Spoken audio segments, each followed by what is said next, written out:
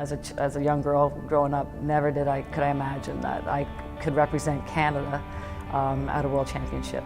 And just to get out on the ice, skate around in front of a big crowd. There was, I was at the Ottawa Civic Centre, and we had great crowds at the games. And just to play in front of, a number of people, and just hearing, the anthem every time after a game, and hearing the crowd, just up in there with their flags and cheering us on. And it was unbelievable. It was the first time you felt sort of like a professional, and but it was a lot of fun. 1990 obviously was the first World Championship and the first international event. So what was the process of getting identified and making that team?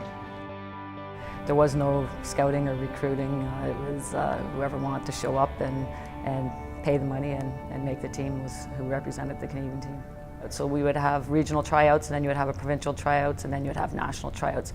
And for everyone that you made and moved on to, you had to pay money to try out for those teams. So it's changed quite a bit now. So that was probably the process back then. Pink is the color of the day. Everybody wearing pink pom-poms and waving them, and wearing pink Canadian flags on their faces. What were your thoughts the first time you saw the pink uniforms? Wearing the pink, as much as we probably didn't love wearing it, probably worked out well, and just with the media and just the attention that we got, it was unbelievable. Like the rink, I think there was 9,000 people, and they're all in the stands, and pink power, pink pom-poms, and I remember the pink flamingos on the Zamboni in between the periods, and so again, it was unbelievable, just something that I never thought I would ever be able to do when I was a young girl.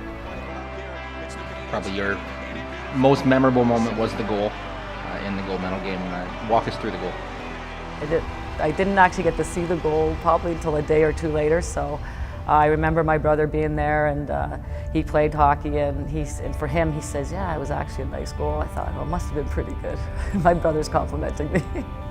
I remember the face-off was at our own end, and the puck was dumped behind the net, and we started coming up the ice, and I remember there was an open lane there, and I thought, I was an offensive type defenseman, so I'd love to join the rush, and I thought, okay, I'm going to join the rush this time. And I'll never forget France Montour made probably the most amazing pass that I've ever received. She made a diving pass at the other team's blue line, and their defenseman went for it, and I put it between her legs, and then their goalie came out, Kelly Dyer came out with the Johnny Bauer poke check and roofed it upstairs, and I think it got a little lucky, but it went in.